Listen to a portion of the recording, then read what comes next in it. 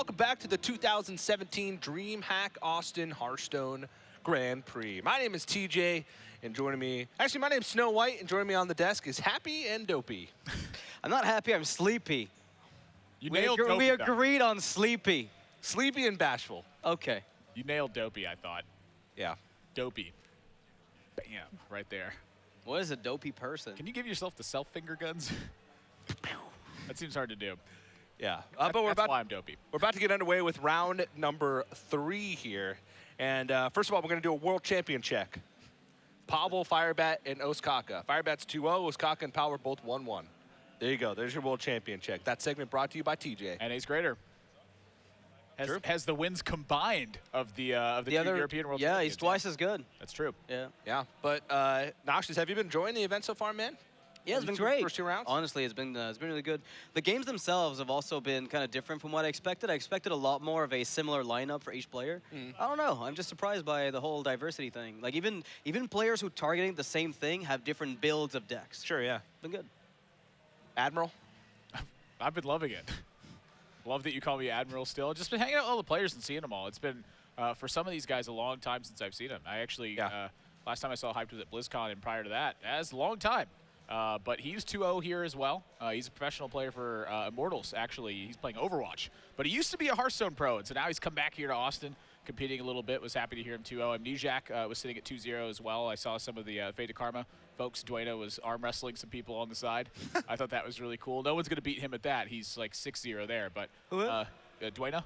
Oh, yes. No one's beating that. No one at all. He's incredibly large where the biceps are concerned. But he's doing some fantastic Hearthstone work out there as well. Yeah, and you can see on your screen there, that's the matchup that we're going to have featured here in just a few moments. The Young Savage, hailing from the suburbs of Massachusetts. It's rough out there. Amnesiac versus George Hyped Magazzini.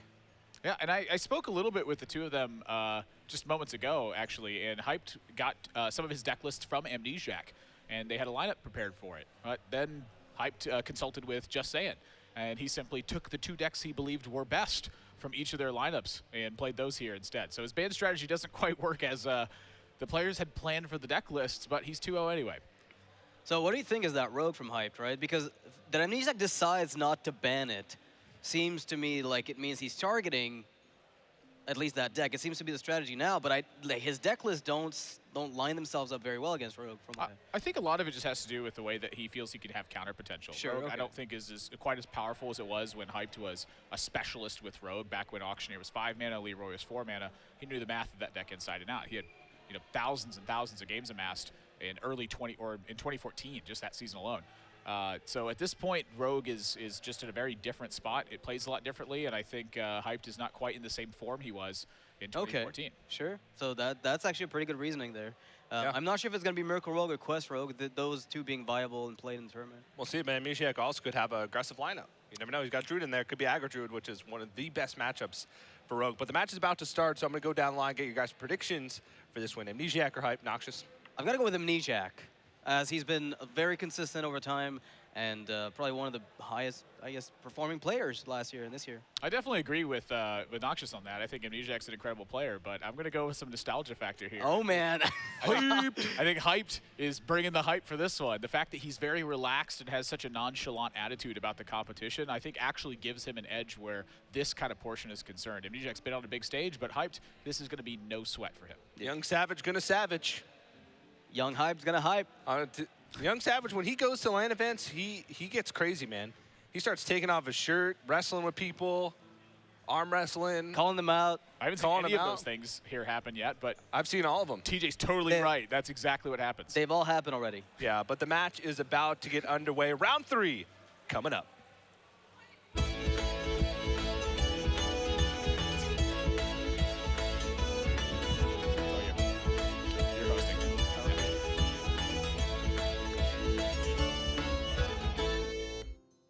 We're about to enter the next game. We've got Amnesiac versus Hyped, as we already know. So, Admirable, you said you were going to be rooting for the nostalgia of Hyped coming back to Hearthstone. Do you think that's a long-term thing, or it's just this one event that he feels like attending because it's a big LAN? I think that's part of the great thing about Hearthstone is once you get into the game, it doesn't stay the same. So if you step away from the game and take a break from it, you could come back in a completely new format, just as Hype has done in this situation. And not really that much has changed. The rules are still the same. You just have all new cards. So when you step into that new format, you're operating on the same playing field that the rest of them are. You may not be as mechanically sharp as some of them are, but the point is you get to pick your strategies. You get to figure out how to work through the game, and that's what Hearthstone is about. It's about critical thinking skills and who can exercise them well. All right, well, going to game one, we've got Hyped at the bottom with the Druid and Amnesiac on the Paladin at the top. Looks like the more aggressive type of Paladin, given the Tidehunter that is present there. And on Hype's side, we see the Tar Creeper, which is one of those cards that was direly needed, I think, after the rotation to help Druid stabilize against a lot of the aggressive decks out there. Yeah, it's a really interesting card to put in Druid. I haven't really thought to play it just yet in Druid, but it feels like it's performing its function, where Druid wants to spend a lot of time ramping into its mana so that it can have these very powerful endgame turns, a lot of top-end heavy cards that provide a lot of value. So Tar Creeper fits the bill in terms of a defensive unit early on that helps you from getting steamrolled, which has traditionally been one of Druid's biggest weaknesses. It's just lots of efficient minions. For Amnesiac's case, that is exactly what his deck is. He wants to get online with some Murlocs, he wants to utilize the synergistic buffs with them, and then have some things that can help gas up effectively, with Murloc War Leader buffing the board very wide, or even Finja just to get a lot of Murlocs on board. Yeah, and this is actually one of the biggest weaknesses of Druid. When they're wide on board, they've got high health, you just can't shake them off. It's not something you can handle, and one of the strengths of the Murloc deck is specifically that. You get Divine Shields through Gentle Megasaur, through the Steward of Darkshire in the older list that we see Amnesiac bring back, and so Hyped, unless he picks up timely removal or get the ramp going super quickly, he's going to get overwhelmed by those Murlocs. Yeah, that Primordial Drake in his hand is really the card to look out for. He's got Innervate alongside it, so that's as available to him as early as turn 5 this game, thanks to the Wild Growth. But the pressure for Amnesiac is not lacking. He put 3 power on board turn 1, and now he's got Murloc War Leader to follow that up. This is a big opener from Amnesiac that is sure to give Hype some trouble. Yeah, well, that Wrath is a welcome sight. You had kind of a dry turn this time around, so at this point you're able to kind of negate the aggression that's coming in, you know, prevent Cold Light Seers and Murloc War Leader follow-ups, which usually are how you get blown out. They get high health, they get a lot of damage in, then suddenly you fall apart. By fighting that Wrath, he's able to reduce the amount of minions that benefit from the buffs, get to that turn 6 for the Drake, well, turn 5, technically, to 6 mana, and then... 6 mana natural, 6 mana turn. Right. That's what he's looking for. And here, he actually wraths the Rockpool Hunter, the 2/3 that was on board, rather than the higher power minion. And a lot of that is still, again, paying attention to that Primordial Drake. He knows he's going to suffer some damage in the meantime, so his main goal is just to get as much value from that card as possible. Now, Amnesiac's got some great ways to disrupt that. He's got Cold Light Seers to help buff up his minions. He's got Murloc War Leader to keep the pressure high. I'm curious if this is going to be enough from Hyped as this game moves on. Yeah, because one of the ways this is panning out based on Amnesiac's hand is really the fact that while he's got health buffs, he's got value and draw, quote-unquote, in the Finja, and he's got a way if he finds other stuff like Bilefin Tidehunter or the Murloc Tidehunter to then give them Divine Shield. So he's covering a lot of angles at the same time. Spot removal is covered, mass removal is covered, big minions, we have the answer to that. So at the moment, he's looking great. And typically, Druid hasn't had access to a very wide removal card here. And Hype's actually going to deviate away from that Primordial Drake plan, and I think Fandrel's definitely a good enough reason to do it. He gets 8 armor plus the 4 attack from the Feral Rage. So his turn's going to look a little sloppy over the coming spots, but Amnesiac, when he sees this Fandrel hit, that is a card he is worried about. Yeah, and suddenly you're looking at Nourish potentially, you're looking at the second Wrath cycle, another Feral Rage, and he's got no really good follow-up. He cannot kill it. That is the one problem he's facing down, but even if he develops onto this board, nothing he does is really going to guarantee that he can then follow it up with even more pressure. So he's probably going to want to keep the new Bilefin Tidehunter with the Steward of Darkshire. The issue is this turn, do you play the War Leader on its own, or... I mean, it feels like the only line, but you're sacrificing such a powerhouse. Yeah, I don't think he can afford to make that sacrifice right away. And you can see Amnesiac in this turn approach. He leaned forward. He's starting to really dig deep. You know, I look at this turn and I see Cold Light Seer hitting the board this turn. I even sometimes see Bilefin Tidehunter in a hero power. But the issue he's having is that Fandrel's threatening different kinds of value right now. It's threatening his board position, and it's also threatening to generate that extra value that's there. And he's just going to play as mana efficiently as possible. Bilefin Tidehunter and hero power. Yeah, he says, if you want to swipe me, fine, I'll Finja. And then I'll buff my Finja with a War Leader, I'll buff them both with Cold Light Seer, I'll curve naturally into turn 6, and I'll be okay in terms of recovery. So definitely a much, much safer play over time, and no swipe to punish, so... Yeah, and this honestly was a really big turn for Amnesiac as well, because if Hype saw a weak turn on this one, a very weak turn, I think Auctioneer would have had some justification for coming down. Now he's got to pay a little bit more heed to the board, and that's going to punish Amnesiac quite a bit. Hyped is going to start chewing into this board position. Notice he's keeping his Fandral high health, so that way it's off, challenged by the board, and he's just using his own health total to take away that 2-1. He's valuing his minion health way higher than his own health, and rightfully so. Yeah, I think that's pretty reasonable in that spot. You've got taunts in the deck, it seems. Now, what is Hype playing exactly, right? Because we see the Jade Spirit, so I want to say Jade Druid, but no Jade Blossoms were seen. We didn't see really any of the other Jade package tools that is usually present in Druid, and we see the Primordial Drake in there and the Tar Creeper, so it's definitely a bit of everything together in the Jade deck. Yeah, I think it's still very clearly a Jade Druid. It's just the difference in dynamic it's taken. It's going to be a little bit weaker versus some of the control decks that are out there. You'll probably have to rely a little bit more on getting a strong Auctioneer turn, which requires a bit more setup and as a result makes you slower. But again, the big thing you're worried about with Druid is typically aggression. Too much aggression just absolutely dominates you in those scenarios. So sacrificing some of that explosive endgame potential to have a little bit more early game and some late game recovery potential, I think is really worth it. Because Primordial Drake also operates strong versus control decks. It's still a 4-8 minion at the end of the day. Yeah, and that's one of the most important things about this, is like, if the game goes long, infinite Jades, who cares? At the end of the day, you can still get the job done that way against control decks. So the only issue really is covering the early game. I typically never even see the players shuffle Jade Idol. Almost ever. At that stage. What I often see them do is try to set up a big 1-2-3 punch combination where they simply play so much stuff in a row that it's overwhelming to the opponent. Here, Hyped, though, he's just going to say, you know what, there's so many Murlocs in Amnesiac's deck that I don't care if Finja is activated in a strong manner. He's just going to play Eye of Blackpaw. He wants the presence out on board. He knew that Murloc Warleader was always a possibility, but there's a chance this Murloc Warleader just doesn't pull strong Murlocs. There's a lot of them in this deck. However... Yeah, there's a chance this happens. The second Cold Lightster comes down to double buff the Warleaders. This doesn't mean the game is over, but you certainly have a hill to climb, and the Finja's still alive. Yes. So that's more Murlocs. And this is the kind of situation where Primordial Drake can make a big impact here.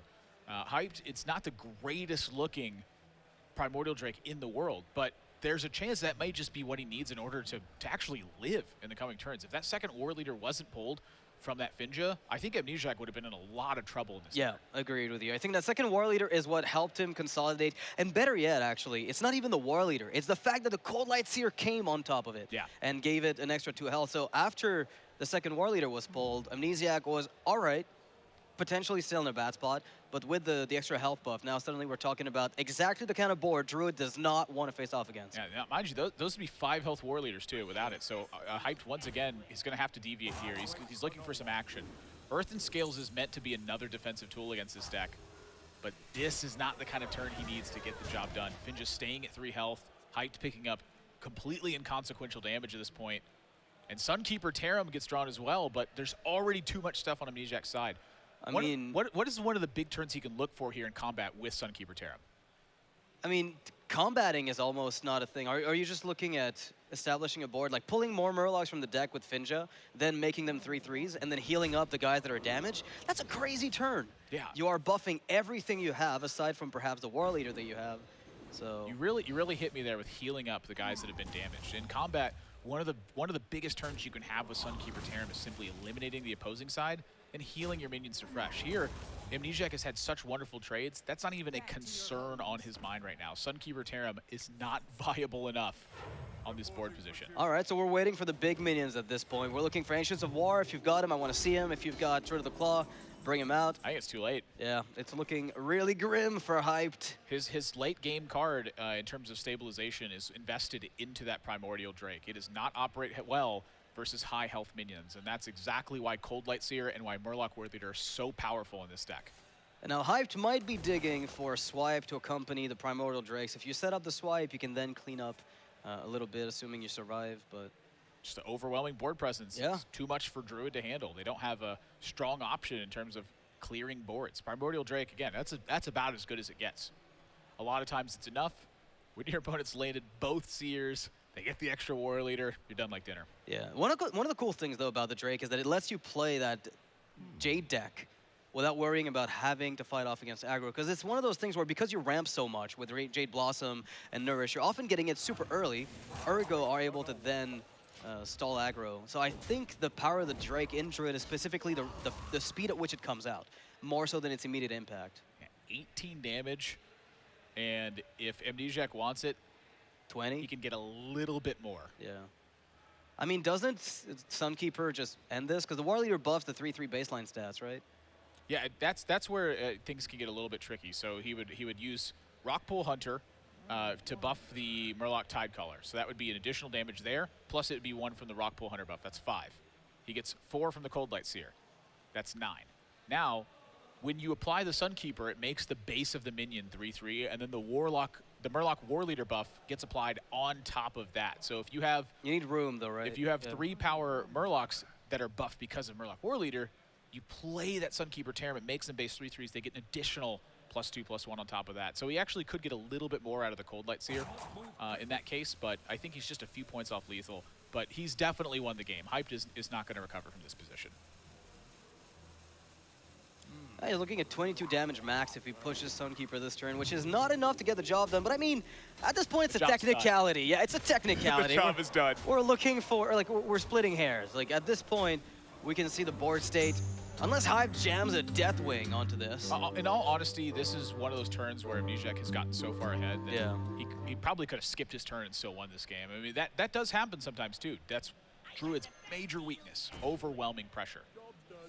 Well, Hype's Druid is going to be out after this with the format we're in, last hero standing. That Paladin has the potential to sweep. We've seen these types of decks in tournaments, especially last hero standing, do extremely well when they start to get the ball rolling. So now the big question is what Hyped has to combat this. Yeah, I'm curious to see what his other deck lists look like, because the aggressive Murlocs look like they're taking a foothold here. Amnesiac's even gone as far as to tech in the Steward of Darkshire to help those extra Murlocs you have in the early game become not liabilities as you move to the later stages. Oftentimes, just drawing multiple 1-health minions is poor for your game plan when you're fighting any semblance of a value battle. So now he's just got a way to give him Divine Shield, trying to, again, fix all that synergy and make the deck work together. His cards individually, not very powerful, but together, that's the force of them. Teamwork. Teamwork. Get it done. Just like we're doing right here. High five. That was kind of crooked. Teamwork. Teamwork. Even though it was crooked. Something self-pistols, right? Yeah. something self-victory guns. That being said, I feel like with the Rogue left, right?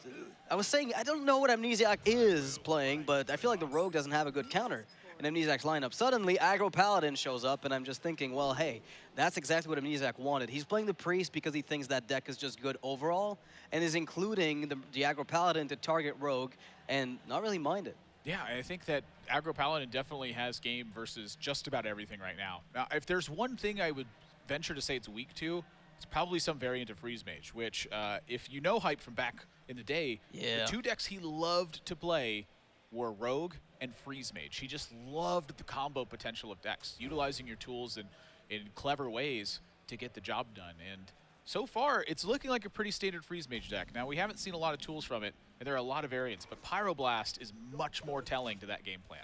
Yeah, I feel like the double Pyroblast list is one of the ones that people have been playing quite a bit of. I mean, one of the things about Freeze Mage nowadays is it doesn't do anything surprising. It's very, very obvious and honest. It will tell you, all right, so here I have the secret up, I have my burn, I'm going to use it over 2 to 3 turns, and you're going to die. Which I think is a lot better. For the game. For just the direction overall. Yeah. Combo decks, by nature of the Hearthstone rules, there's not a lot of turn-to-turn interaction. You don't actually do things on your opponent's turn. You do things on your previous turn to set up for those kinds of situations. So when you're playing against Freeze Mage, Arcanologist is usually a big tell that that's the kind of deck that you're playing against. So Amnesiac here, he knows he's going to be very confident this is Freeze Mage anyway, but when he sees this Arcanologist, he now can start to develop his game plan and how he actually gets hyped to a dangerous position turn after turn to try to force him to have action every step of the way. And for Hyped, it's simply about staving that off. He wants to find ways to effectively clear Amnesiac's minions, extend his health total up, and then draw deep into the deck to find his very powerful board clear cards, and then stabilize afterwards. Right, you just freeze the board, you know, keep it paralyzed until you're then ready to clean it up. and transition into the killing potential of the deck. It is, however, we've seen some interesting lists, though, for Paladin, including stuff like Crazed Alchemist. I doubt it's in Amnesiac's list. It seems like a very specific tech choice, but they often have answers to Doomsayer if they're playing that kind of stuff. Kodo as well, as a one-of in those curator lists. I've seen a lot of Kodos floating around. Yeah. Muzzy and I were playing a bit of this deck in its early iteration, and he quickly put in 2 Stampeding Kodos to fight off against Doomsayer, and it worked very wonderfully. And since then, the deck has just become a much more aggressive beast than it used to be. And the Murloc War Leader here, this is really one of the big power spikes that Amnesiac has in his deck. It's get 2 Murlocs on board, and then suddenly this is a 3-mana, 7-power across the board minion. Yeah, and I think the most interesting thing, too, is that the Tidecaller was vulnerable to getting pinged with a hero power, and suddenly gets healed up to 2. When the War Leader dies, maintains that health and does not lose it. So at the end of the day, that War Leader did more, even when dead, than you would think it did. So it's still a 4-power Murloc that you're looking at on board. This is a big problem for Hyped.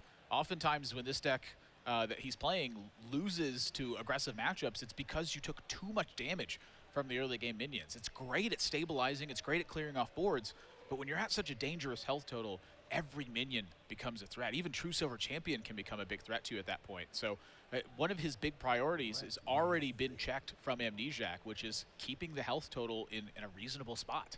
Yeah.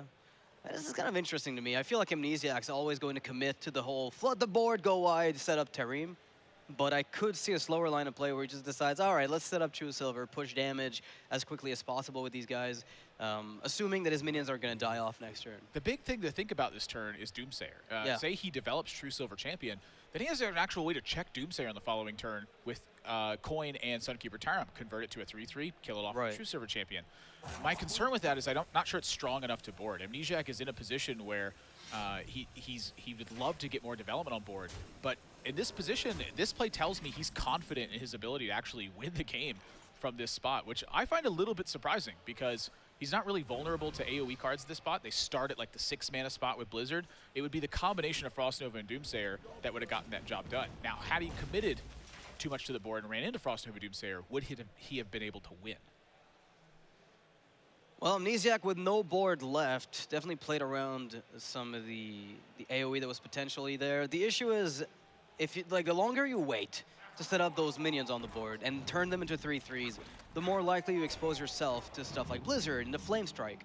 So that may be his game plan as well. Yeah. If he gets Blizzard on this turn, you then heal up. He then gets to play Sunkeeper Tarim and say, hey, Hyped, now you got to have a Flame Strike as well. We see the Flame Strike, but there's no Blizzard this turn. So Amnesiac still gets a payoff with his minions. And he also had some counterplay to Blizzard. It's actually kind of a brilliant play in hindsight that he had enough foresight to think about intentionally playing into a Blizzard and still being strong afterwards. He's forcing his opponent basically to have 2 specific AoEs, one after the other, or at the very least a combination of freeze into a board clear on the following turn. No matter what, he knows it's a matchup he's not favored in, and so he's just going to try to set up an awkward spot where Hyped is forced to answer the question with 2 answers. I don't want to say not favored in, but I know historically I've struggled the most when I'm playing against Freeze Mage, and a lot of the players I've watched have done the same. But you do have 2 really big key tricks to look at, which number 1 is as Hydrologist with Eye for an Eye, and then number 2 is, again, the aggressive evolution that this deck has gone through. It's historically, early on in Agoro so far, just been a scaling mid-range deck. You have a lot of top end, but he's cut a lot of that for the early game aggression. I'm curious who actually has the edge. In the matchup, I'd say Freeze Mage has a good chance, but Eye for an Eye changes everything. As you said, the Hydrologist being such a huge deal, able to stop mages. I've heard of rumors of people playing Voodoo Doctors and Freeze Mage to just stave off the ping, but I don't know. Yeah, that guy's an idiot. Yeah, why would he play Voodoo Doctor? Who's that guy? That guy's definitely not admirable. Yeah, no, that's not him. He's unbearded. It's a cool tech choice, though. It is. You Voodoo Doctor yourself to 3, you hero power them, check the Eye for an Eye. It reminds me of the Mill Rogue with the Voodoo Doctor, where they would just bounce everything and heal themselves for 2 repeatedly. Good old Fire Bat. Oh, man. So Amnesiac feels like the extra damage is going to be the big benefit to him. I imagine he's going to be ignoring this Medivh's Valet unless he saw Ice Barrier. I think Ice Barrier may be the one trick that draws the True Silver Charge from him here. Yeah, because at the same time now he can prevent a ping after the Flame Strike from killing a Sunkeeper Tarim. Yeah, like if he had seen Ice Block there, Hyped would be going down to 4 this turn with a True Silver Champion swing, and that's why Amnesiac chose to hold it. The extra damage is really inconsequential to him at this point. He oftentimes anticipates Alexstrasza hitting him for the big burst at the end anyways.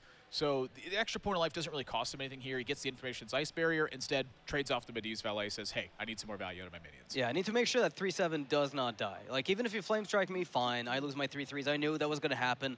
But I don't want you to get that free kill in the 3-7, because it can hit sometimes upwards of 3 times after this point. In this particular game, if Amnesiac had chosen to risk Frostnova Doomsayer from Hyped, he would have gotten a major payoff with his Sunkeeper Tarim. He chose to play it a little bit slow. That disaster did not happen to him. But now I'm curious if he's got the pressure to end, because these are the turns where Hyped is most dangerous, when he has his powerful spells. I was going to say, Blessing of Kings, Spike Ridge Steed, let's go. Those are the cards you're looking for. Blessing of Kings is definitely a big hitter versus Freeze Mage. They want to use board clears to take care of things, and all of their removal is seeded in damage. If you have a big enough minion, sometimes the damage just won't kill it. And in addition to that, that 4 damage is immediate because that minion's been sitting on board. This is trouble for Hyped. Yeah, we're looking at an Ice Block turn probably for Hype, but he's going to look for a freeze as well, right? He needs to stop, like he needs to just stall a bit longer, get to Alexstrasza, then set up the Pyros with, you know, the Ice Blocks behind him at the very least. But without any freezes, the 7-7 has to be answered a bit too awkwardly, where you do nothing else but throw spells at the enemy's face. Well, this is an interesting spot for me to look at as well. I mean, Hyped may have to go with an alternate game plan here where Alexstrasza is played defensively. If he has Blood Mage and Fireball onto this Sunkeeper Tarim, the 7-7 at the moment, means he gets a hero power, the 1-1, staring at 5 across the board. It's actually pretty tough for Amnesiac to deliver 3 points of damage from hand. It typically requires him to have a big board state. And then if that's the case, maybe Hyped can land a defensive Alexstrasza.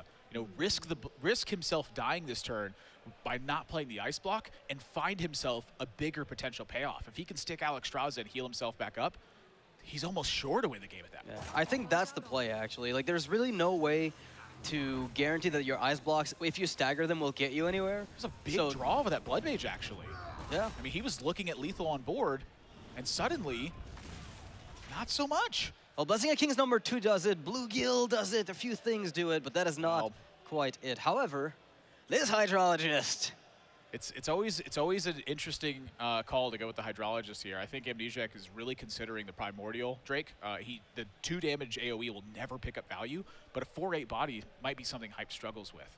So I think at this spot, Amnesiac's now starting to smell that Alexstrasza is a big possibility. You know, he's a great hand reader, and he will put these tools together when he sees his opponent start to deviate from a normal game plan. So now he's got to figure out a way to execute versus Alexstrasza. And honestly, the tools not looking like they're there right now. Yeah, if you're Amnesiac, the information you have is here are a few cards that were not played. Now, that does not matter, but if there were freezes, I expect they would have been played. If there were Doomsayer, I expect they would have been played. If there were spells that could kill my minions, I expect they would have been played. So what's left at the end of the day? Card draw, Ice Blocks, Pyroblast, Alexstrasza. We're down to very few cards. Yeah, maybe Doomsayers without Frost Novas. Sure. Those could possibly be there. At this point, those would just simply have been gating Hyped some HP. So when he doesn't swing with the True Silver here and try to threaten Hyped a little bit more, he's hoping to make a big impact on that post-Alexstrasza, because I think he's sensing it defensively at the moment. Now, Hype did pick up the Doomsayer after all, and has the potential here to play the Doomsayer alongside Ice Barrier. The only way that Amnesiac is currently able to deliver lethal is by going through the armor first, as he cannot simply throw a spell for 7 damage. And what that means is that between having to split his damage to the Doomsayer and to the face, trying to trigger the Ice Block, that could stall him long enough for Hype to just win the game outright. Yeah, I was curious if he did have the deviation here of the Ice Block, Ice Barrier, and Doomsayer this turn. However, he needs some presence on board. That 4-8 Drake is very threatening, even if he plays the Doomsayer here. I mean, maybe Amnesiac just builds up another board, and then Hype just left hopeless against that. You know, a pair of Ice Blocks and a pair of Pyroblasts doesn't really beat this straight damage. You got to flush those minions away. Amnesiac, no Aldor in the list. A little bit too aggressive, I think, to find room for those cards. Sunkeeper Tarim already played. You need Stonehill Defender to get it out. But again, we haven't seen that in the deck. It seems like a much more aggressive version of the deck. Right, and this is part of the alternative when you're playing those aggressive versions, is at times it means that valuable cards are going to be problematic. You know, Amnesiac's goal is to shut off the game prior to that happening. He did not get that opportunity this game. I'm looking at that turn 5 still and curious, did he play it too weak? Yeah, could he have gone just a little bit more all in on the damage output and closed out the game with some of the late game reach? I think it's wise to very much play around Doomsayer Frostnova when you're in those styles of positions. But Noble Sacrifice is a great pickup. That'll extend his Drake's life. Yeah, snap pick, and Hyped has no doubt some information as to what that is. I mean, Eye for an Eye right now not good enough to make the cut, so snap picking and developing that seems a little bit ambitious. Swinging as well. Amnesiac playing to a second True Silver draw as a possibility here, and I think that's really smart. At this stage, things are getting fairly tight, and they're getting fairly desperate. Should he have drawn that second True Silver on the following turn and not swung with it, he'd be kicking himself. And what does he need it for right now? Yeah, he needed it right away. Ooh. Now Frost Nova coming in to do what we talked about earlier, which is, well, stall the game. Finally, Freeze Mage gets to actually freeze. Yes, and so here, Hyped, he's going to go and attack first. Get down! So Primordial Drake lives, but now, is he looking at simply freezing the board, trying to squeeze through a big Alex Straza attack? Another Pyroblast. We could Molten Reflection that Alex. Could just 30 from hand. Oh, Molten Reflection is actually really interesting too. You'd be able to Frost Nova duplicate the 8-6. Yeah, you need a little bit more time I've to do done that. a lot of strong plays, and he's going with the Pyroblast. Triple Pyroblast kill. Can we get it? His goal is quite literally to Pyroblast Amnesiac 3 times. And that dinosaur does nothing. And with Ice you could get the Block, plants, right? 2 ice barriers? Yeah, sure. Holy moly. We're getting those Pyroblasts to face 3 times. I think you actually hit the nail on the head right there. You mentioned the plants from the Adapt. Yeah. If Amnesiac plays Gentle Megasaur, he does have an opportunity to snag that particular effect. I think he's got no choice but to do so, right? Or unless he's trying to redevelop on the board. Another All right. Doomsayer drawn. So now this is a great draw for Hyped here too. You might be thinking, well, big deal, it's a Doomsayer, there's no minions out. This allows him to either get secret development to protect himself, maybe give him enough turns to use those Pyroblasts, or he can play Doomsayer here and Pyroblast Amnesiac. Then he gets the turn back, he launches another Pyroblast, and then Amnesiac develops his board. And then there's a shutdown with secrets, and then we Pyroblast. So you can set up 3 Pyroblasts almost any way you want at this point in time. And Hyped is going to be looking at that. Doomsayer. Yeah. Yeah, if... I'm worried about something, though. Say Tyrion came down, or Ragnarok's Lightlord. Just 2 minions that threaten 6 damage. You know, does he have enough time? I mean, does he expect the Light Lord in that list? I think at this point, Hyped has ruled out the... Well, not completely, but has ruled out the large majority of the times that there is going to be a Light Lord. So the impromptu healing being so unlikely to happen, I think you're committing to that secret play where you're just trying to set up a Pyroblast, no matter what. This is where that big experience is a factor, too. You know, I was talking about Hype's making a return to the game. You know, Hype's a professional Overwatch player. Yeah, nowadays. Hearthstone, he's having a blast at this event. He's having fun competing in this event. Does he know that Amnesiac has cut Ragnarok's Lightlord from this deck? Or is that such a powerful card that he looks at it and he goes, I expect that to be in there? In every mid-range Paladin. This play tells me he expects it to be in there. Or he's just playing the most safe that he can. And he's just saying, even if it's not in there, let's not risk some, you know, True Silver champion off of Consecration just killing me right away. That's another thing to consider. That's another line of play. He's delayed his time to kill this way, but does that matter if he's 100% safe? Right. So I think we're going to start seeing those Pyroblasts being swung at Amnesiac's face. Well, you know, I mentioned that the 2-pair wasn't good enough. I mentioned that the straight damage from Amnesiac wasn't there. They need to flush down those minions. Is 3 of a Kind going to beat all of these right now? Yeah, it looks like 3 of a Kind is going to make it work. We had a full house, right?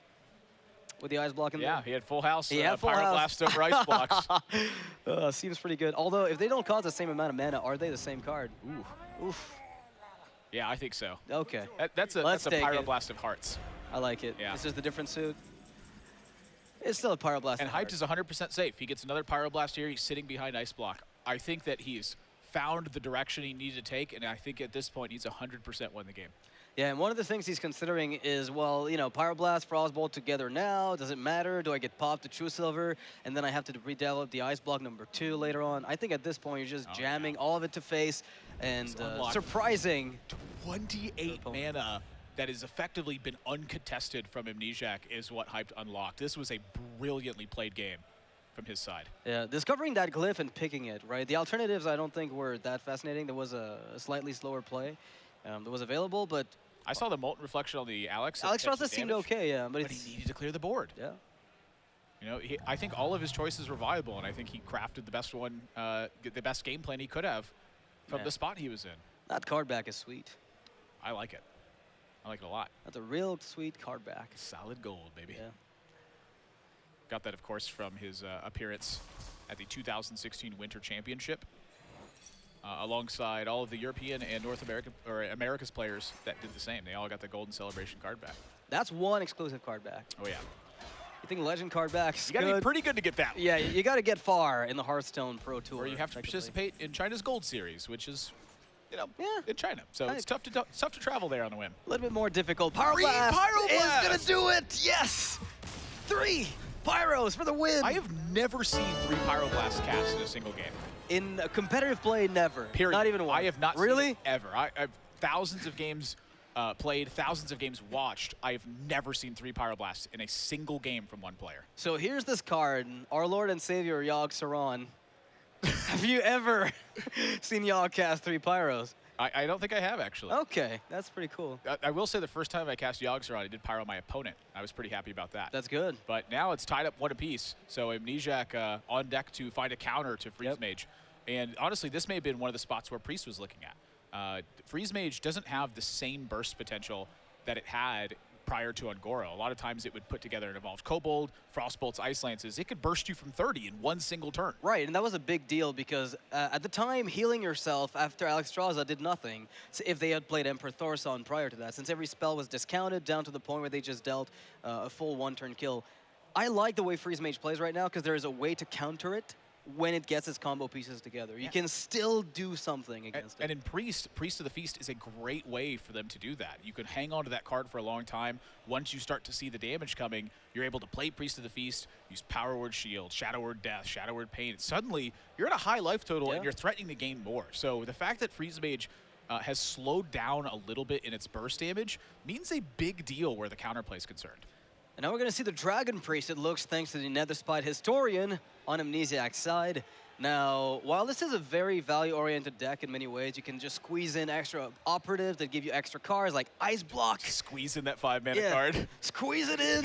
Turn 5 mana seems good. It squeezes in. Yeah. Just all right. I'll weave in my Dragon operative here. I'm weaving in my 5-drop.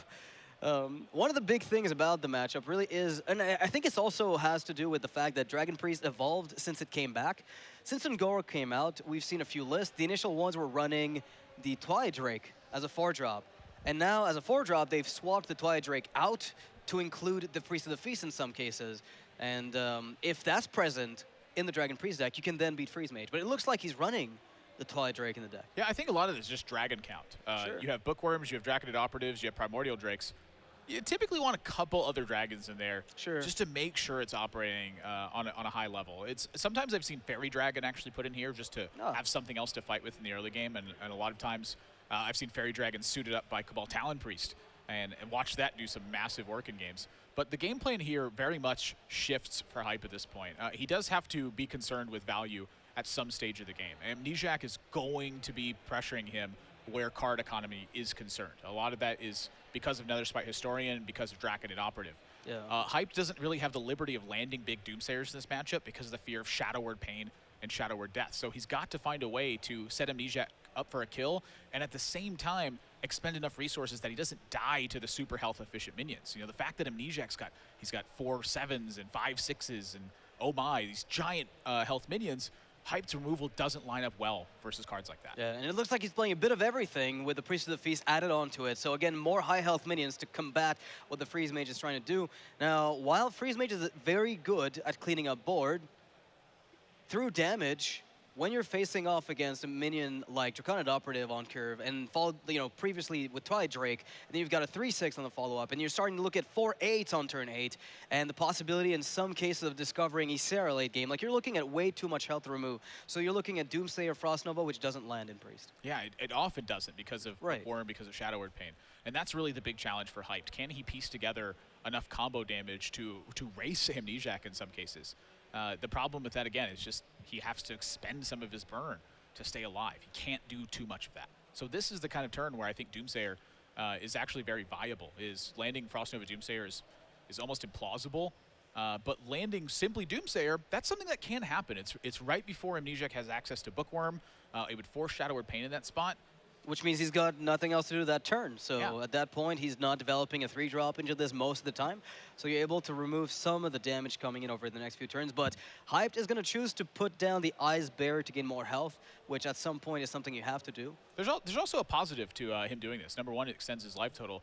Number two, he may feel so far behind in the matchup that he needs to risk a Bookworm or a Shadow Word Pain. He may need that Doomsayer payoff in order to keep his burn long enough so that he can actually kill Amnesiac at some point. That is a viable strategy as well. I haven't tested a ton of this matchup personally, but I do know at times that you will just simply have to take risks in order to get the job done. If that means that Frost Nova Doomsayer is going to fail, and as a result you lose, so be it. If it succeeds, maybe you just win. Yeah, and one of the upsides also, and that's going to sound weird, of baiting out a Bookworm if it's there as well, that's one less dragon in the hand. Number two, that's more stuff that dies to your actual removal. When you're following it up with Blizzard, with Flame Strike, that's another minion that comes out on the board that will not be there around at the later stages of the game. I will say it's one of the most devastating things that you can have happen to you. But for sure, here, when he's pinging his own loot hoarder, he is clearly on the race Amnesiac plan. He wants to get a big payoff with that Doomsayer, and the extra freezes he has in hand also may be accounting for that. He's like, hey, you know what? A lot of this damage isn't very consequential. Amnesiac doesn't have a ton of burst. Maybe my plan is to just simply hope he doesn't have Priest to the Feast, be able to just simply race him down. There's a lot of things going through his head right now. Yeah, it's essentially coming down to, I won't die. Like, I won't worry about my health until I'm about to die, because I've got the ice block set up. So we're at the point now where he's looking for Alexstrasza, hoping there's no healing in the deck. When you see one Twilight Drake, you might be thinking to yourself, oh, there's no Priest of the Feast. It's one of the reasonings that a lot of people start, noticing is that you tend to see one and not the other, and sometimes a single copy of one and two of the other. So you have to start figuring out what Amnesiac chose to include, and also what that deck is targeting by Amnesiac. Like, what are we trying to target here? I think it's just trying to be overall pretty solid. Yeah. Have game against a lot of different decks and be a safe pick at times, but also be a very strong deck against potential counterplay. The big thing for me to note is that Amnesiac held on to that Power Word Shield. Priest of the Feast is very much on his mind because of that. If that card's going to be active, he's going to need to have spells at some point. And so since he has a strong curve, he feels no need to expend that right now. Just simply have counterplay to the damage that he hopes that Hyped doesn't play. Right. But in the event he does, has an answer to it. Yeah, it's almost mandatory that you keep that mana. And also one of the things is he got the Shadow Word Death. So when Alexstrasza comes down, he's down to 15. Then he can play 2 spells alongside the Priest of the Feast. It's a very common scenario. And when you're at 21 health in that spot, and you're able to then keep healing yourself, it's often enough. If you're out of range of double Pyroblast, usually that's sufficient to keep you alive. Yeah. Amnesiac picking up Shadow Visions if he wants to look for later stages of the game, maybe a Shadow Word Pain to answer minion that comes out, but it looks like he's got everything. I smell another operative here. Yeah. Yeah, Secret Agents coming through. That card is so strong when it gets rolling. I mean, you've got such a high chance of discovering it that, when people, they see your deck, they're just praying you can neither enable the Nether Spite nor get That's interesting as well. Primordial Glyph just simply discovers a spell. And so in Amnesiac's case, that's Priest spells. I can't recall too many times that I've seen a Priest spell discounted by 2 thanks to Primordial Glyph. And I'm curious if there's anything big he can actually get off that has a huge impact. I'm thinking Free from Amber is pretty good. I'm thinking like just some healing cards that keep him alive. Like Raider Healing Pot. Yeah, Binding Heal. He's got a pretty high chance to hit those off of Primordial Glyph. Yeah, I don't think this card is unreasonable in the least. I mean, we're talking about cards that will work with Priest of the Feast. This is one of them. It gives you 2 spells to play. You gain a bunch of health on the back of it. You've got Shadow Word Death in your hand to deal with the Alex. I mean, come on. You can't quite chain it into other Primordial Glyphs and the infinite healing, but if you get Alkanai Soul Priest with that, you can die really quickly too. That's a very cool thing. Yeah, great combo. I like that. I mean, I played Mistress of Pain with Alkanai. Ooh, that's a bad plan. It's great. The best part is when your opponent, you devolve their board and they attack with Wicker Flame and they have Alkanai. And then they don't realize what's going on and they just die. So here, Hyped, expending Blizzard. At this stage, he has to buy time. If he lets this Ice Block get popped, he's going to have no hope. And so notice the Doomsayer has been stranded in his hand the whole game. The risk of it right now is not even really a risk. At this stage, he's just assuming Amnesiac has a way to answer it. What dragon is hit that isn't an operative, isn't a Twilight Drake? Well, it's probably Bookworm or Primordial Drake. Those makes that Doomsayer very unlikely to succeed. So I'm curious where he's actually finding the win from on this position, because his chances are looking slim to none right now.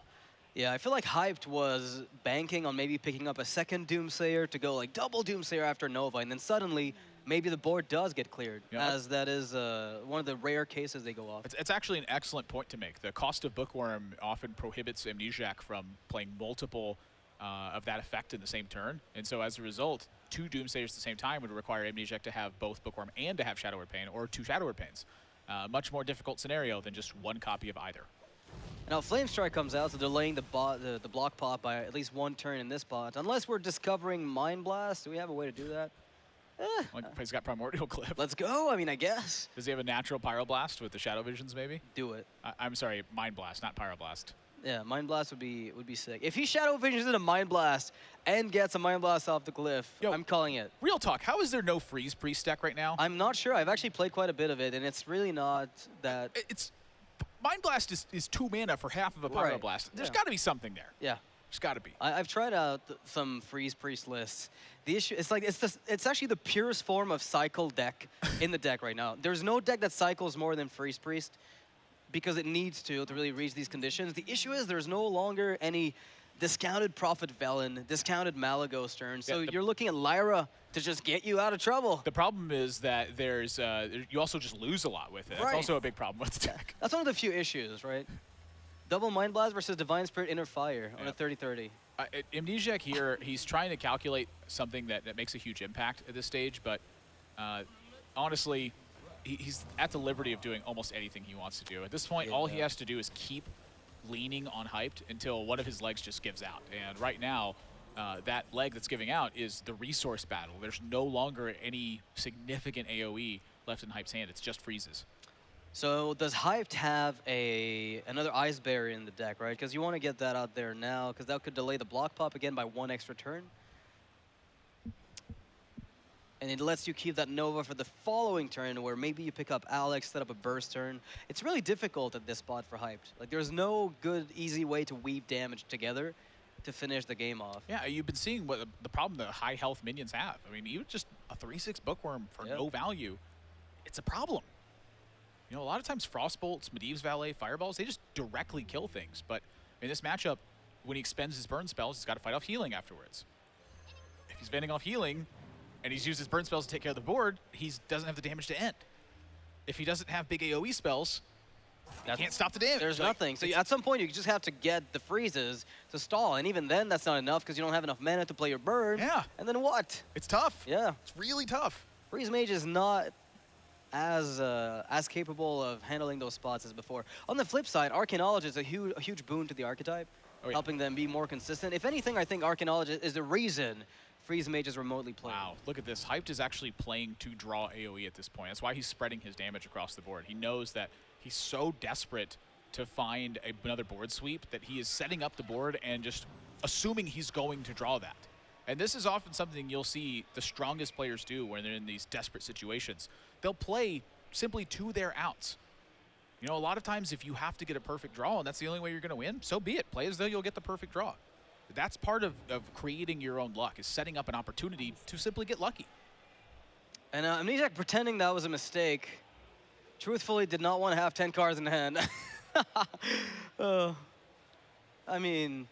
Wait, what happened to his card?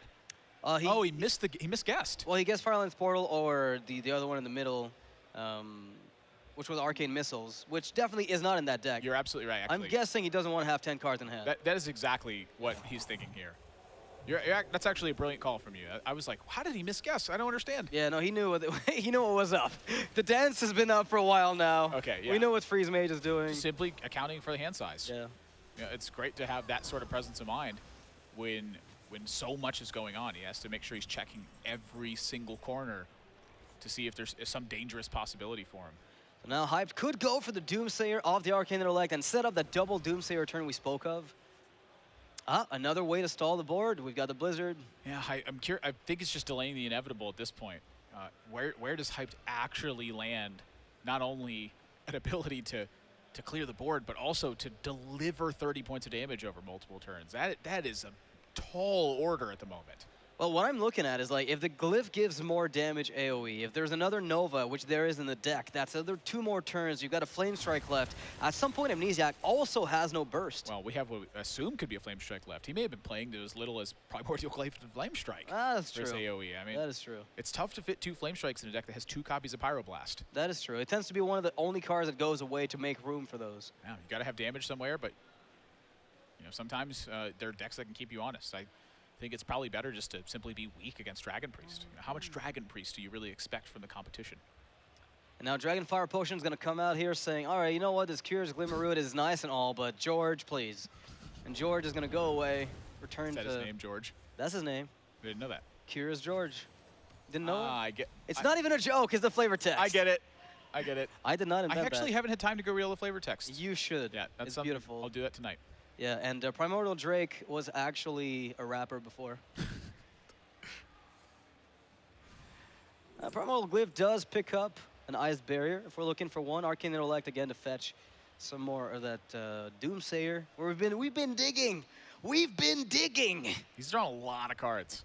And nothing's coming up. But when you're asking for the second copy of something, though, and that's your game plan, yeah, that's a much weaker game plan than finding a single copy of a 2 of. At this point, it's a legendary Doomsayer he's looking for. Ice Barrier buys him an extra turn, right? Yeah, he doesn't need that though. He's got to start taking some action here. But he can play Acolyte of Pain and ping, draws him a card, and then it kind of does the same thing as Arcane Intellect, but he also gets the extra secret on top for 1 mana, which I think is worth quite a bit in that spot, because you get to kill a minion with a Valet too, so that's... Well, let's go. It's not bad. I mean, he's definitely freezing the board effectively. Ice Barrier shutting off 8 damage, and there's only 8 damage on the opposing side. So this is a clever way to buy another Frost Nova in a position like this. Amnesiac's hand, though, is just getting absolutely disgusting. Priest to the Feast is almost impossible for Hype to actually get through at this point. He's been saving that Primordial Glyph. He's been saving the Shadow Visions, and now he's found a Radiant Elemental so that he can cast all those cards in 1 turn. Where does the damage come from? Now, the only way Amnesiac messes this up I think he can beat 3 Pyroblast right now. I think he can, yeah. Very easily. Yeah, very simply, too. I think Priest is by far the most well-positioned class to do this right now, beating Freeze Mage. How the tables have turned. It's like pure form control right now. Yeah. He's got everything checked. He doesn't have to Dirty Rat an Evolved Kobold to have hope. He's just simply taking his time, pacing his threats. Okay, He's got the answers. That's 1 less Doomsayer answer. So if the double Doomsayer does come down, there's only 1 Shadow Word Pain to answer it right now. That's a good point as well. Where is that guy lurking anyway? Well, he's somewhere in those bottom cards. Hyped. He's drawn a lot, but not enough apparently. And yeah, second Doomsayer. I mean, there's even still a chance that just fails. I mean, there's 2 copies of Shadow Visions. There's a Primordial Glyph. There's a very high chance that Amnesiac is able to simply find another way to deal with it.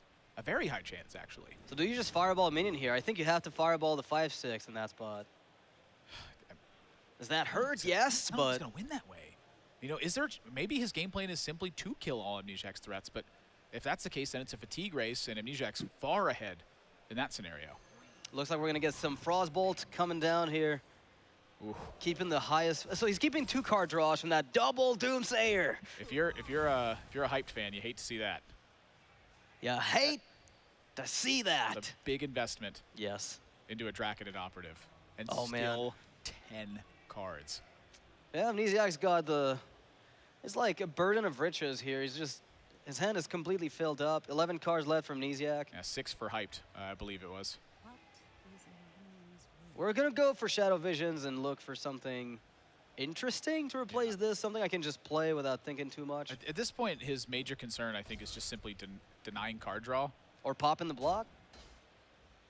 Ah, that's kind of clever. So he's digging 1 deeper into his own deck. He's shutting off the card draw from Blood Mage from Hyped. He's not investing damage into it to get this job done. And doesn't want to make the Acolyte draw an extra card either by attacking into it, so... Ooh, and those Dorm, you gotta think fast, Hype. This is coming down. Here we go. Yeah. Jax, hey, you gonna triple Pyroblast me? Better think fast. Game's been going on long enough. Let's hurry it up. I'll say something though about Nosdormu is like, or the expansion as a whole. So many of these weird cards that are discovered are actually okay techs in many spots. And Nosdormu, I'm sure in this case was just the biggest dragon that was available as opposed to the perfect dragon. But in this case, he's also not a bad pick. All right, Frost Nova can stall one extra turn. Still needs that Doomsayer. Where is it? Bottom 5 cards. I don't even know. Arcanologist shouldn't fetch anything at this point, if I've counted correctly. No secrets left, and this is pure desperation at this point. It is Frost Nova to stave damage. Yeah, no more Flame Strikes in the deck, very likely. There's another Glyph that could also help stall a little bit longer if need be. Oh Ooh. my.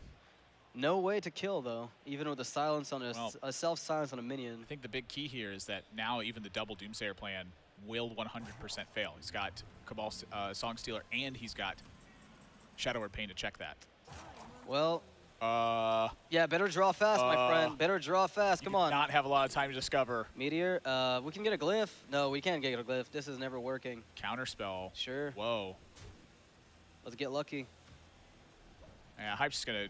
He's effectively scooping, I think, at this spot. It's like, the chance for him to win is just so slim to none. It takes too much effort to find a win with this Nosdormu clocking you. When the clock is legitimately a clock, the game is going places.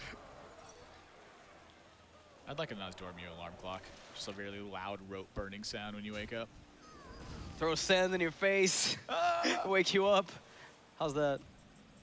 You know, one of the things that I know about Hearthstone is Nosdormu is very prone to glitching the game, so that might be what Hyped is going for. Here's the setup here. He's trying to prevent that last Shadow Word Pain from being a factor here. Yeah. Landing the Frost Nova Doomsayer counter spell to try to protect it, but Cabal Song Stealer is going to make short work of that. Yeah, and in that spot, better yet, Shadow Vision is going to soak up the counter spell, say, hey, whatever.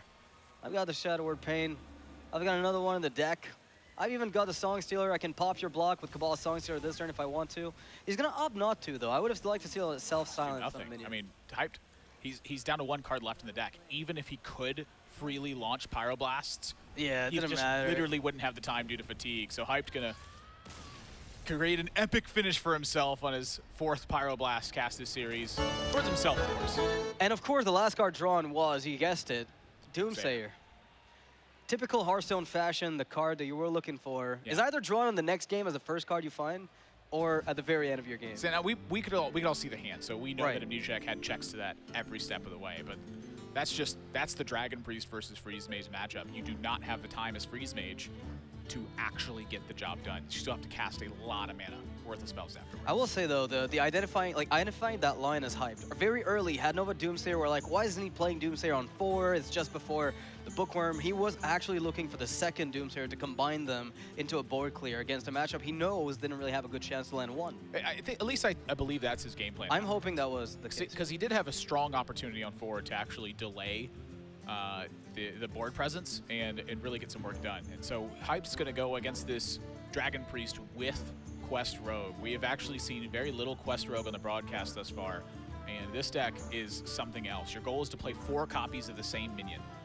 Play is the key word there. You have to actually pay the cost, whatever that may be, to play them. If you summon them, it's not good enough. So Violet Teacher is out of the question. He's going to use Youthful Brewmasters, Gadgets and Ferryman, Shadow Steps, do anything he can to get that reward. And then that 5-mana card turns all of his minions into 5/5s the rest of the game. And so Amnesiac happens to have a very strong card against that style of play right in his hand. Dragon Fire Potion. 5 damage to all non-dragon minions.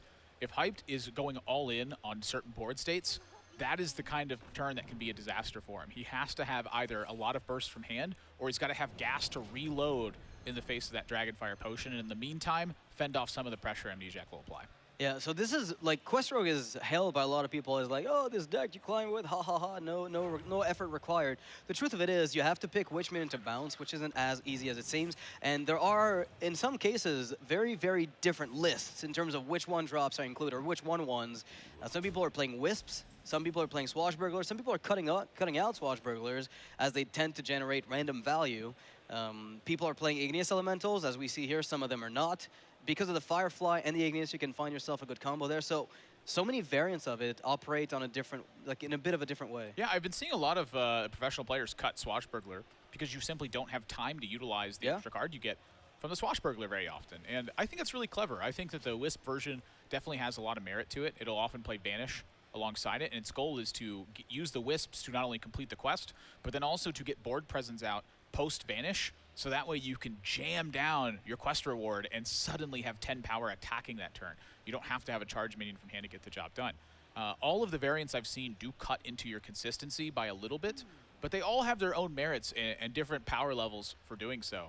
It's matchup based, right? It improves some matchups, makes others worse, and so you're really looking at targeting specific things. And now, the version that Hyped is running has the advantage, I'd say, of just getting more stuff. You're getting the Fireflies, which is very natural in that deck, but the Igneous Elementals adds an extra 2 5/5s on the board, while not Chargers is something you can rely on for consistent pressure. Yeah, the one big thing that I see with Quest Rogue that I have a little bit of trouble with is just the lack of identifiable counterplay. There's not a lot of strong options for competing against this deck outside of sheer aggression. Oftentimes this deck will crumble to just very effective early starts. But if you have time to get going, you are very dangerous with this deck. And this is right in the Hype's wheelhouse. It's lots of little tools. How do you make the best use of them? It's also one of the, like, I think there's only one deck that I've seen, aside from aggressive decks, right? Like a Prix deck that counters this, the only one that I've seen come remotely close was a deck by Hotform that ran the Pine-Sized Potion, Shadow Word, Horror, alongside Dragonfire Potion. But if they're onto you, then they just charge you down and you die instantly. So it's really down to like an information war at that point. I was hearing a game that Hype played earlier this tournament where he simply saved his Shadow Steps rather than using them to complete a quest. And his goal was just to deliver massive burst damage from hand. And I forget who was it against. I want to say it was VLPS. I'm not 100% sure. But they mentioned that him saving the Shadow Steps quite literally one-hyped the game. And the fact that he had the foresight to do that is incredible. It's difficult to simply save such a powerful tool that enables your quest. I hate to be devil's advocate, but like I think that quest, that deck takes more skill to play than a lot of people assume. Well, and quite frankly, honestly, most decks do. The difference is how forgiving those builds tend to be. A lot of times, Quest Rogue can be very forgiving if you simply draw 2 Shadow Steps early on. You just get a major reward and you power spike very hard. When you don't have all those tools, though, when you get the below average hands, that's where you're seeing players make a big difference with the decks. What do you do when you don't have all the right tools? Well, Hyped is looking to complete his quest next turn. He's got the preparation, the Vanish ready. He's got the ability to get himself 5/5s with the Igneous Elementals. Now, in which order he's going to do all those things is really up to him. Do you want to complete it as soon as possible? Do you want to wait, develop on the board more, get those elementals in your hand first? A lot of questions. You want the quest right away. This is the one matchup where he gets that big payoff immediately. It's just being able to trade very effectively. Amnesiac's minions tend to be fairly high health, but not the same amount of power. So all of your trades become very significant. He has Vanish to clear out the single taunt board states that Amnesiac can create. It can generate extra value for him that way. He's really attacking Amnesiac from all fronts right now, and the aggressive tools just haven't been there for Amnesiac. These have been slow turns. Amnesiac is looking for Shadow Visions for another Dragonfire Potion. He's got the prep for the first one, if he wants to ever develop a board afterwards, after he's cleared up all the 5/5s. They line up very well with one another.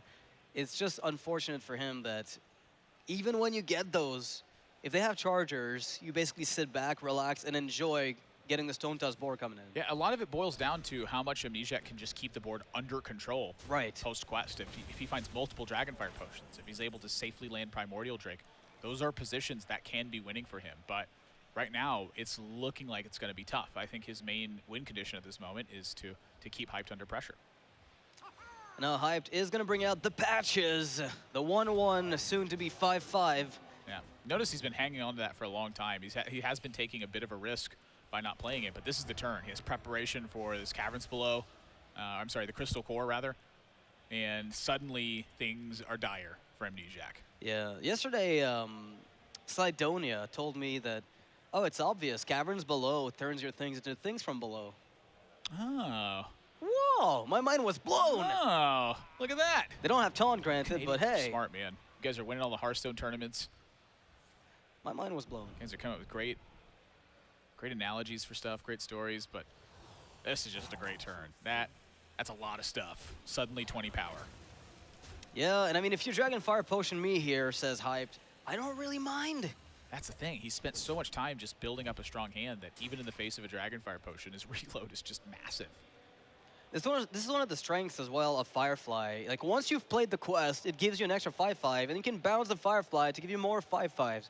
Igneous Elemental dies, no problem. I just get myself more 5/5s. Thank you. And this is one of the reasons why this deck has been played quite as much as it has, is when you're facing against a slower matchup that doesn't have a lot of kill potential early on, you just have a lot of things that are big, and your opponent doesn't beat that with a slow deck. So Well, again, it's just very forgiving at times. what is Glimmerroot going to give? I was going to say, if it gives Swashbuckler, is there anything you can find that helps? Vanish? I don't know if Vanish really helps him, though. I mean, it oftentimes helps Hyped. So what if you vanish a bunch of non-chargers? That's okay-ish. It buys you 1 turn. Yeah, I mean, buying time is definitely an important facet. He's just got to have something else to do. You know, his stuff to do is, 4-5. Hyped stuff to do is lots of 5-5s. That's a losing battle. I'm looking at this. Is there a rogue card you're so happy to get because it pushes a ton of damage? Assassin's Blade. Does that work? Oh, is it a spell, right? Eviscerate might be good enough in some situations. Yeah. Hyped knows that Shadow Word Pain is the choice here. It's always a card that started in your opponent's deck, not necessarily one that's still there. Yeah. One that started. Well, that's a big Glimmerroot. This is a big everything. Yeah. These are all big. It's kind of a weak turn, though, right? Like, in terms of power output, you're not putting a kill on the board. No, I'm saying, when I say a weak turn, put it into perspective. That looks like a really strong turn to me. So the setup Looks like a is really strong turn. Amnesiac is not dead. So Amnesiac has a way to look at this and say, all right, at least it wasn't bore, bore, bounce, bounce, bore, bore. It was. How about Blade Flurry? Is that the one you're looking for? Now, if he gets Yeah, I don't think so. if he gets a weapon and he gets Envenom Weapon, does that work? Or Blade Flurry deals the damage, not the weapon, right? Right. So the way it doesn't even work that way. Poisonous. Yeah. It's like Shadow Flame on Jeez. a Pit Snake doesn't work. Feels bad, man. And now Amnesiac is looking still. Oh, that's game. And that is going to be it with the double bounce in hand. Hyped is going to find the charger he needs to close out the game. I'm just saying, everyone wanted a format where Stone Tusk Boar was a playable card. They laughed about it. At first, they laughed. You be careful what you wish for. Yeah. Be careful what you wish for. Well, charge is a good mechanic when you get to play big minions that have it. Now, Amnesiac's deck is out, and Quest Rogue is still in for Hyped. He's going to get to replay it, and Amnesiac is playing 1 extra deck.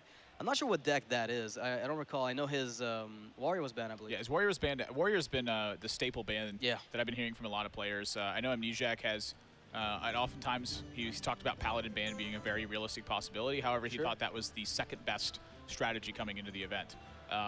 So I didn't quite catch his third deck as I rolled into this. We actually have talked very little about deck lists when I've spoken to him outside, but this is match point for both players at this point. Next win is it. Determines who wins, yeah. And I'd say Quest Rogue overall, if I'm going to have a last deck to make a stand with, I'd be happy for it to be the Rogue deck. Now, the big issue is, I think it was Druid for Amnesiac. I'm not too sure, but there it is.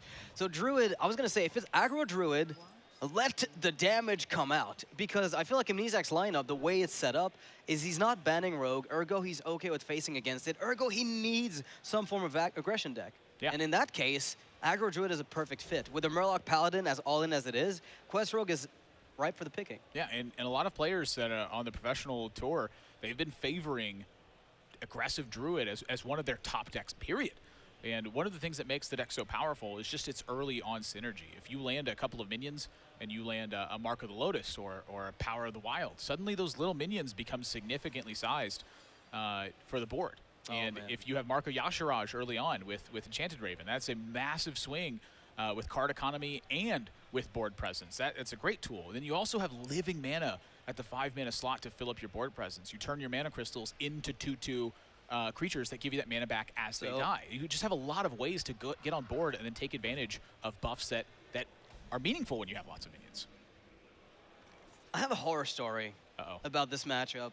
I was the Druid, playing aggro Druid, expecting a win, and I kind of did. I dominated everything. The board was clean. Everything was fine. And then, out of nowhere, from the Rogue side, comes the Swashbuckler, comes out the living mana, and I, from then on, wondered what I was doing with my life. All 5/5s. It was fun until they all became 5/5s. Well, this is an interesting opener here now for Hyped. You notice he's played the Firefly prior to the quest. Sure. Board presence means a lot to Hyped in this matchup. If he gets overwhelmed, he's going to die very quickly. Hyped does not have a lot of ways to actually fend off significantly strong wide board pressure. And so his game plan is going to be adopt the quest at some stage later on. So if Firefly is what he ends up doing that with, instead it's going to be the 1/2 elemental that's in his hand. That will get it completed faster than Firefly does. So Yeah, you're looking for Igneous as well to help speed that up a little bit. it's kind of giving you a glimpse into how desperate he actually feels in this matchup. He knows that Amnesiac's going to bring the heat very early on. He's got the ability to play about 3 copies of the Flame Elemental in hand already. The issue is he needs additional 5/5s to make this happen. I quite like this line of play here from Amnesiac. The Bloodsail Corsair is able to get off some tempo from the weapon redevelopment in some cases, and better yet, you get the patches out. Well, this is a really smart play from Amnesiac. This turn 1 Firefly from Hyped often signals that he wants to use that Dagger hero power on turn 2. And if that's the case, Amnesiac not only gets to land the Bloodsail Corsair afterwards, fetch that patches out, but he also gets to tempo that Dagger down. And so here, Hyped, he's having to deviate from that situation, but he's facing down a lot of damage right away. Well, that's a buff for Stone Tusk Boar. That Mark of your charge. Well, we're going for Living Mana, man. I'm telling you. The other thing, too, is like he could prep out that Mark of Yashiraj at a certain point. That's also a dangerous tool that he could have access to, maybe get back the board in some way. Well, Swashbuckler could give you a way to get a beast, right? It definitely could. So I don't know if he has time, really, though. Like Amnesiac, he didn't trade over the Firefly to try to protect his little guys. He went straight for the throat with that Enchanted Raven. And so that clock is immediately there. Hyped's Rogue deck, it's very focused on completing combo. There aren't Eviscerates. There aren't Saps in this deck. A lot of times you don't even see Backstab anymore in these builds. They're very focused on completing the quest, having that be the source of their value. And that's why it struggles to big aggression. When you add in the other tools to fight aggression, now you water it down versus some of the mid-range decks. Yeah, you draw a Backstab when you're looking for a Charger. You draw an Eviscerate when you're looking for a 5/5. At what point is that useful? Now, this play here from Amnesiac says, all right, I'm going to set up a Savage Roar, a Power of the Wild, a Mark of the Lotus. I'm going to set up the most damage output I can, because the Rogue has no way to come back once their health dips low. He's taking a third of his health, and it's his turn 3. Swipe? Hyped. Do we swipe? Do we get swipe off of the Swashbuckler? Can we do it? Do you believe? It only clears 5 of the damage, honestly, too. I mean, that's fine. That's much better than dying in 4 turns. That's a lot better than dying in 4 turns. That is for sure. So I guess Starfall? Yeah. I don't know. I mean, you know, healing might be better at this point. And this is where things start to get really dicey for Hyped now. He's playing Igneous Elemental to try to get to that quest number, but that is now 2 swipes in Amnesiac's hand. So he effectively has Hyped down to 12. We're nowhere near completing quest. There's 7 damage connecting this turn. After this attack, Amnesiac needs 5 more damage and then time to cast his swipes. That's all he needs. That is a losing position. Yeah. That is a very losing position. Quest Rogue's biggest weakness is the aggressive decks. Anything that has aggression in it is going to completely tear down what Rogue's trying to do. It doesn't really matter how much you try. Protecting his minions here, very valuable as well. I mean, now Savage Roar, Mark of the Lotus, those have a bigger impact. Power of the Wild. Are we on Swashbuckler plan here? If you can find a better plan, I'd like to hear it. Yeah, I just can't come up with anything better. Starfall, swipe. Oh my goodness! Wow. Now the problem here is that Amnesiac has the reload. We see that swipe is potentially a big pickup for Hyped here. Living Mana is waiting to make 5 2/2s on the following turn. This is completely insane. Granted, there's an answer. It's still something out of this world. Now, if you bounce the Swashbuckler, you could pick up Starfall. Well, it looks like he wants to play the Flame Elementals this turn, too. He's got to start fending off the board. He's got to get to quest. He's got a lot to do. Does he ever bounce the Flame Elemental with the Ferryman this turn? I don't know if he can. I mean, I think you have no choice, right? You're looking to complete that quest for sure. Is he coined out now? Man, Amnesiac's salt levels must be slightly up there right now. He's still looking fine, right? He's got Living Mana in his hand. Sure. But, you know, if he was almost dead to that swipe, I certainly think he'd be sweating a lot more. But in this spot, that's 10 power he's getting. Oh, even better. That's even... This is not a thing you see in every token Druid, by the way. Aggro Druid does not tend to run Druid of the Claw as a default card. Is it better? I don't think it is. Well, maybe not to play now, but it is a card that you usually do not see, and it means that you're closing out the game whenever you reach for a tiny bit more. Yeah, I mean, a lot of times Druid of the Claw charge, just 5-mana 4/4 charge is just good. I like Living Mana a lot, though, in that spot. I think I would favor Living Mana over The other 2 cards I've got, unless you're thinking the quest is completed, then I have to clean up all these minions and then... It's also just a math problem. Yeah. Is he more likely to draw the damage to finish, or is he more likely to have the living mana tokens actually get through? He's going to be counting on his swipe hero power next turn. That's the thing. If he does it this way, he knows that he's got 2 turns to kill Hyped. Now, that's in the face of no Glacial Shard, no strange healing effects, no taunts, things like that. But this still puts out enough pressure that Hyped, you know, maybe he just can't kill the whole board. That's the other thing, too. Where are these 1/1s actually dying? I mean, I guess Don't Does Boar with Mark of his Shards draws him a card. That's another thing that could help. I mean, you pick up a Swashbuckler bounce with Shadow Step, you then Healing Touch, sure. Let's go. It's possible. We're laughing now. It's still possible. We're laughing now. Ooh. Whoa, there we go. Okay, so there is some actual real work to be done here now. Because the quest is going to be active next turn. The quest is going to be active next turn. He's got to have the mana to play the quest and get everything online, too. Yep. But it looks like he has that, actually. There's an out. It's possible. I mean, did Amnesiac just... He's got to swipe this turn, though. He's got to swipe face. I think he's going to be fine. That's So gonna the clear out 1/1s get 3 of the cleaned up. minions. Yeah, I think it's going to be fine thanks to the swipe. I think everything is fine thanks to swipe. Unless... This is fine. Everything is fine. Yeah. Mostly. Swashbuckler number 2. Let's go. Show me that Mimic. Glacial Shard looks good enough here. Just freeze Amnesiac's face. Oh! Taunt in the way. No, no. But that's the thing is it's only a 1 health taunt right now. Yeah. He can't do both.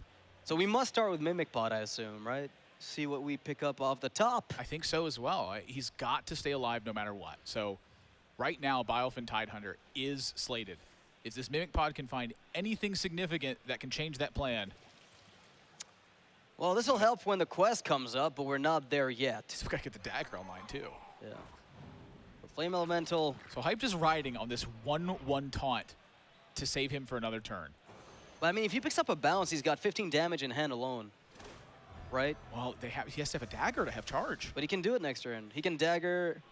Dagger quest. I guess that you don't soaks his quest. mana. Yeah, he needs to find another shard or another taunt. Yeah. Uh-oh. Yeah, this is slightly problematic, but it's all right. I mean, you're still not dead technically. There's still Glacial Shard potential. Could find another Biofin Tidehunter. I know at one point Zule had teched in Shield Bearer, and I know at one point that Firebat had teched in Voodoo Doctor. Okay. So there are still things that have been played in this deck recently that can defend Hype for another turn, but it's do or die time. I mean, there's even a Shadow Step or bounce on the Biofin. Yeah. That's another. There's actually a lot more outs in there that I initially assumed. Shadow Step would be a really big one because that would allow him to get the quest online as well. Exactly. Well, you still need to clean up the board, though, if you're hyped, regardless of how you feel about this current board state. Well, that won't protect him. And it looks like there will be no way for this rogue to continue pressing onwards. Living Mana didn't even get cast this game. Huh? He went with the charge instead. Amnesiac went with a very visible setup where he couldn't think of counterplay that was significant enough. Yeah. And once again, his soft play almost cost him, and you see a sigh of relief. Oh, at least he didn't get that healing touch. I mean, you got to be sweating that one. That was a lot closer, I think, than Amnesiac expected that. Yeah, and well played by Hyped as well. You know, just committing early. We saw the Firefly played prior to the quest, trying to mitigate some of the board. But it came down to the swipe from the Swashbuckler, really saving the day there. Yeah, and just the insane. overall aggressive pressure. Yeah. Just over and over again, Amnesiac had Hyped against the ropes, and that was the big factor in this match. Amnesiac probably giving tips to Hyped, as he always does. Hey! Whoa! Who is that guy? When did you get here? Hey guys, been here the whole time. I'm sleepy. Man, what a match! All the way to Game 5. Yeah. Hyped versus Amnesiac. Crazy stuff, man. Yeah. Beautiful to see. Yeah, I actually, Quest Rogue is one of its toughest matchups, Aggro Druid. I was actually surprised that there was actually some outs for Hype to win that game at the end. It comes down to Swashbuckler. Actually, like we've talked about the topic of Swashbuckler with a few pros, and I hear that some of the stats reflect that Swashbuckler, when played mulligan for and drawn naturally, has one of the highest win rates of all the drops you could play in that deck. And so cutting it for stuff like Shield Bearer, Voodoo Doctor, Wisps with the Vanish and everything, reducing the consistency of it. Well, I mean, Swashbuckler is not a consistent card in what it does, but on average, it gets so much value that you can find tools and flexibly answer decks that you otherwise can't. Do you want my opinion? One of the reasons I think it has such a high win rate card is because it gets patches. Yeah, brings out a 5/5. That's what I think. I think it's because he gets patches. Brings out a 5/5. I mean, that's optimistic, man. I've died to Velen Mind Blast. That's what I love about Noxious. That's one of those things. No matter how dire the situation is, he's looking at the glass half full. What do I have right now? What can I get from this situation? Well, you have to. That's the only way you win this game. Hyped could have conceded otherwise had he thought, well, this is only a 1 out of 25. If those swashbucklers had been wisps, however, that quest would have been completed. A lot faster. Gas on board. He might have been able to fight in this game. I still have a 5/5 with charge in my hand, or my deck. I could still win this. Yes, seems good. Yeah, but round 3 is actually wrapping up, but we do have one more match that's going on. Cool.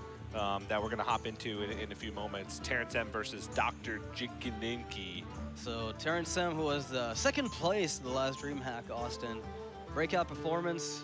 He's been very consistent since. Yeah, and he's up 2-0 against Dr. J right now on the second feature match for round 3. Do you trust the Doc factor to carry Jikininki? Well, he's down 2 games right now, so I'm not sure I trust it personally. Yeah, I saw Dart lose. And I saw, I don't know, this 0-2 seems like the Doc factor maybe is going the other way. Dr. Jikininki in round 2 actually had a reverse sweep. Oh, wow. Okay. He went down 2-0, and then I was talking to him earlier. He said he came back from a 2-0 deficit and swept 3-2. Yeah. Now, so. don't let that distract you from the fact that Amnesiac blew a 3-0 lead at the 2016 World Championships. But it looks like these guys are underway. Hey, look, a free 5.